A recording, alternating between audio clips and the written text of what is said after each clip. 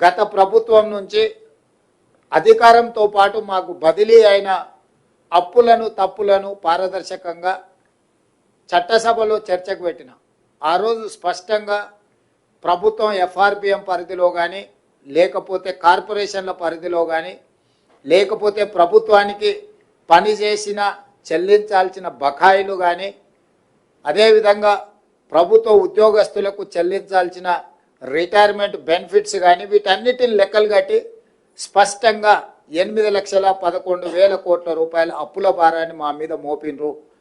ఇక్కడి నుంచి మా ప్రయాణం మొదలవుతుంది.